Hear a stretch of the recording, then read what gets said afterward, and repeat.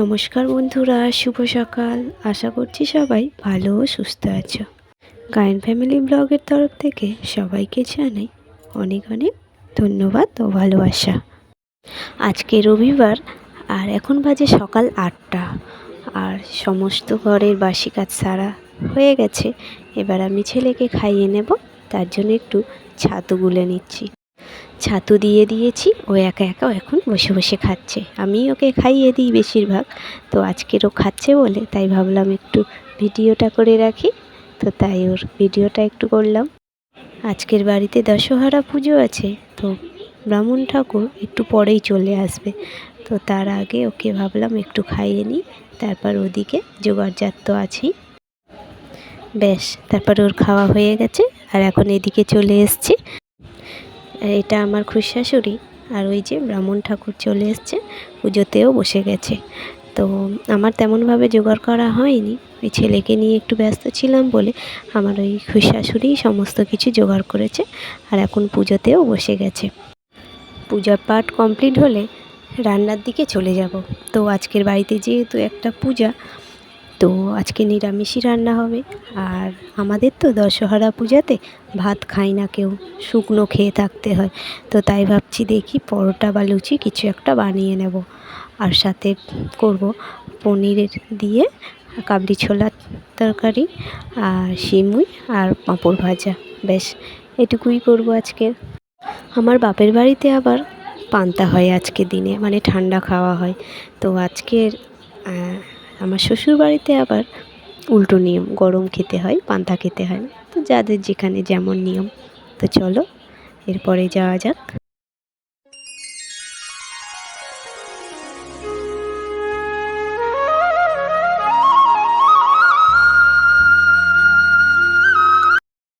একটু প্রসাদ আর একটু জল খেয়ে এবার রান্নাঘরের দিকে চলে এসেছি। এবার আমি দুপুরের রান্নাটা করে ফেলব, কারণ সকাল থেকে তো সে তেমন কিছু খাওয়া হয়নি।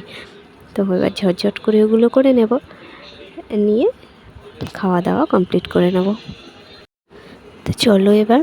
তো দেখো, প্রথমে আমি এখানে ময়দাটা আগে মাখিয়ে নিচ্ছি, কারণ ওটা মাখিয়ে কিছুক্ষণ রেখে দেবো, দিলে লুচি বলো আর পরোটা বলো একটু ভালো হয়, নরমও হয়। তো আগে ওটা আমি মাখিয়ে রেখে দিয়েছি, আর তারপর সমস্ত এক এক উপকরণগুলো এবার আমি কেটে গুছিয়ে ভালো করে ধুয়ে রেডি করে নেব, কারণ একার হাতের রান্না, তো সমস্ত আমাকে যেহেতু একাকেই করতে হবে, তো এক এক করে গুছিয়ে নিয়েই তবে রান্নাবান্নাগুলো কমপ্লিট করে নেব, তাতে সুবিধা হবে।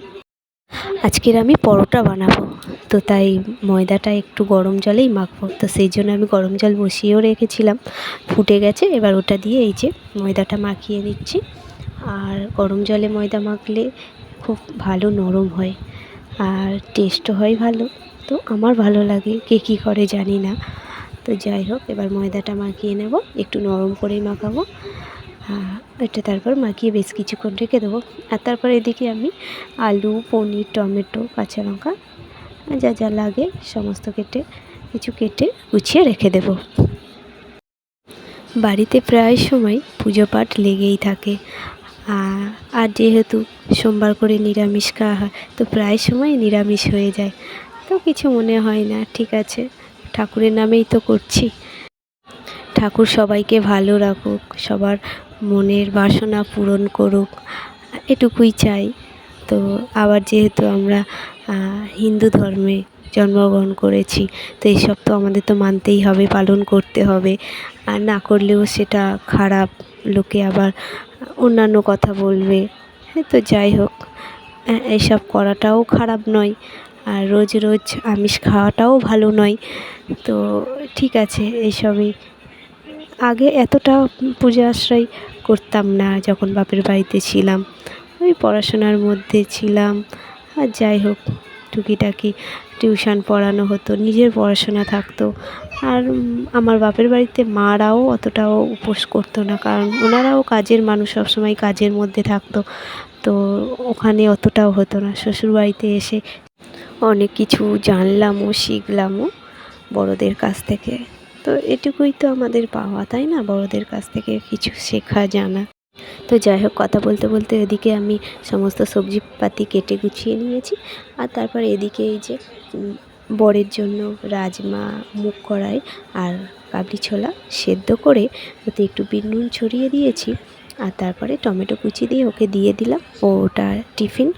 আর তারপরে এদিকে আমি চলে এসেছি রান্নাঘরে। এসে এই যে প্রথমে গোটা গরম মশলা, শুকনো লঙ্কা আর গোটা জিরে একসাথে শুকনো খোলায় হালকা করে ভেজে ওটাকে আমি গুঁড়ো করে একটা গুঁড়ো মশলা বানিয়ে রেখে দেবো। ওটা কাবলি ছোলার তরকারিতে দেবো খুব ভালো টেস্ট হওয়ার জন্য। তো এবার আমি তরকারিটা চাপিয়ে দেব। তার জন্য প্রথমে আমি এই যে ছোটো ছোটো করে পনিরগুলো কেটে রেখেছিলাম সেগুলো আগে আমি ভেজে তুলে রেখে দেব। আর তারপরে ভাজা হয়ে গেলে আমি ওই তেলের মধ্যেই গোটা গরম মশলা আর শুকনো লঙ্কা জিরে ফোড়ন দিয়ে আলুটা একটু ভালো করে আমি ভেজে নেব, নিয়ে তরকারিটা করব। আর আজকের কিন্তু আমি কোনো রকম গুঁড়ো মশলা ইউজ করব না, যেহেতু গরম তো প্রচণ্ড, কাঁচা লঙ্কা দিয়েই হালকাভাবেই রান্নাটা করব। তো যাই হোক, আমি পনিরটা ভেজে তুলে নিয়েছি। এবার ফোড়ন দিয়ে আমি এবার আলুটাকে খুব ভালো করে ভেজে নেব। এরপর আমি টমেটো কুচি দিয়ে আবারও বেশ কিছুক্ষণ কষিয়ে নেব।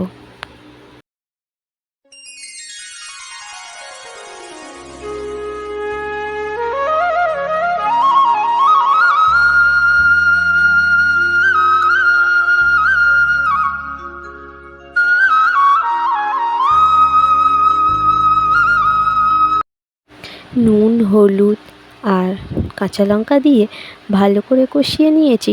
এবার আমি সেদ্ধ করা কাবলি ছোলাটা দিয়ে আবারও ভালো করে বেশ কিছুক্ষণ কষিয়ে নেব। তারপর কষানো হয়ে গেলে জল দিয়ে কিছুক্ষণ ওটাকে সেদ্ধ হতে দেব। বেশিক্ষণ সেদ্ধ করতে লাগবে না, যেহেতু আমার কাবলি ছোলা আর আলুটা যেহেতু ভালো করে আমি ভেজে নিয়েছি, তো ওটা অল্প সেদ্ধ করলেই আমার কিন্তু চানা মশলাটা রেডি হয়ে যাবে।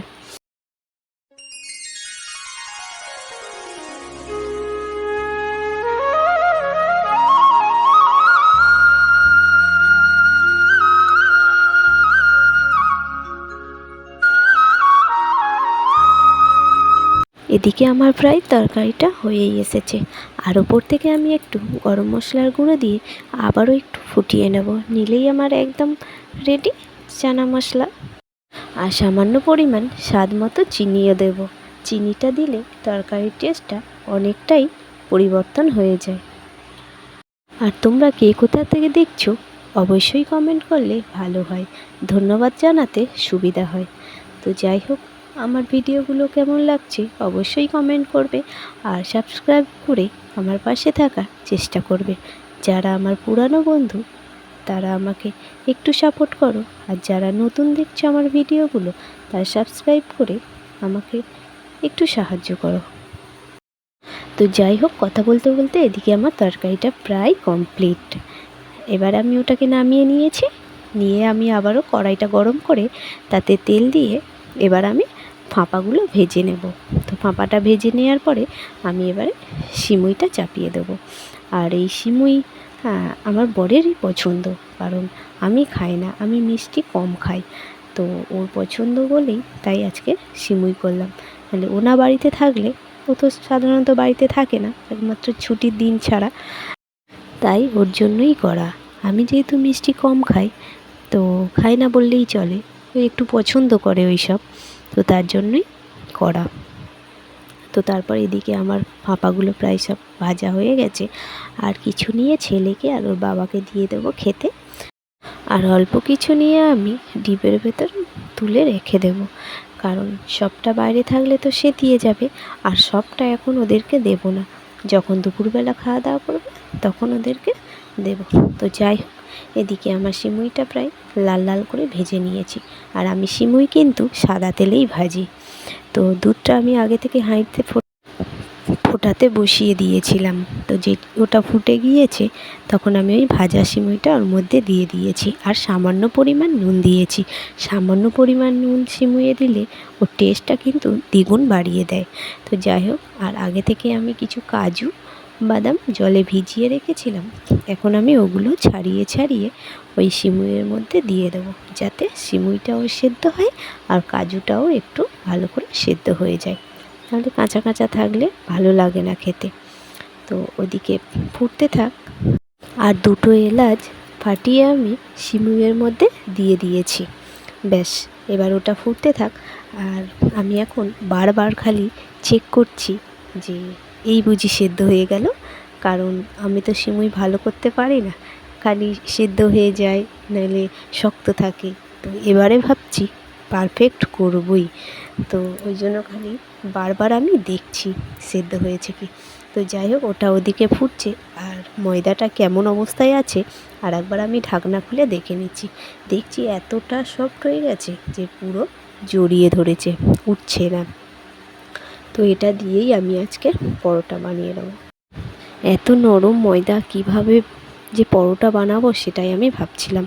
তো যাই হোক, এখন আমি বেশ কিছুটা নিয়ে ফাঁপা নিয়ে আমি কৌটোর ভেতর রেখে দিয়েছি, আর অল্প কিছু নিয়ে ছেলেকে আর ওর বাবাকে খেতে দিয়ে দিয়েছি। আর এই যে ছেলে আর ওর বাবা খেয়ে দিয়ে এখন স্নান করে বিছানায় শুয়ে আছে। আর ওর পায়ে যে কিভাবে ওটা কেটে গিয়েছে, কত বড় কাটা! আমাকে তো বলছে যে মা এরকম পায়ে লাগছে, তো আমি দেখিনি। আমি অনেকক্ষণ পরে দেখছি যে ওর পায়ে অত বড় কাটা। তো কীভাবে কেটেছে ও নিজেও বলতে পারছে না আমাকে। তো যাই হোক, রান্নাবান্না কমপ্লিট হয়ে যেতে ওই ছেলের সাথে একটু দুষ্টুমি করছিলাম। আর তারপরেই এই যে এখন দুষ্টুমি হয়ে যেতে ওর বাবাকে এখন আমি খেতে দিয়ে দেব, তার জন্য এই যে খাবার দাবার বাড়ছি। আর ওদেরকে আমি ভালো করে প্লেট সাজিয়ে খেতেও দিয়ে দিয়েছি। আর তারপরে আমি নিজেও নিয়ে খেতে বসে গেছি, কারণ সকাল থেকে তো তেমন কিছু খাওয়া হয়নি। ওই যে পুজোর প্রসাদ আর একটু জল খেয়েছিলাম, আর বেশি কিছু খাওয়া হয়নি। তো সেই জন্য খাবার হয়ে যাওয়া মাত্রই ওদেরকেও দিয়ে দিয়েছি খেতে, আর আমিও খেতে বসে গেছি। আর খাওয়া দাওয়া কমপ্লিট হলে ওকে ঘুম পাড়িয়ে দেব তাড়াতাড়ি, কারণ বিকালের দিকে একটু হাটে বাজারে যাওয়ার ইচ্ছে আছে। কারণ আমার একটা বোনপো, তার অন্নপ্রাশন, কিছুদিন আগে একটা বোনপোর অন্নপ্রাশন হয়ে গেছে, আবারও একটা বোনপোর অন্নপ্রাশন। তো তার জন্য কিছু একটা আনতে যাব, তো সেই জন্য একটু হাটের দিকে যাব। আর হাটের মধ্যে ঢুকে দেখি প্রচণ্ড ভিড়। তো হাটের ভেতরে একটা আমাদের মন্দির আছে, তো ওই মন্দিরের কাছে এসে আমরা এখন তিনজনে বসেছি। বসে এই একটু দেখছি লোকজন যাচ্ছে আসছে। আর হাটের মধ্যে যা দরকার আছে দরকার মিটিয়ে বাড়ি চলে যাব। আর বাড়ি ফিরতে প্রায় 8টার মতো বেরিয়েছিলাম 6টার দিকে।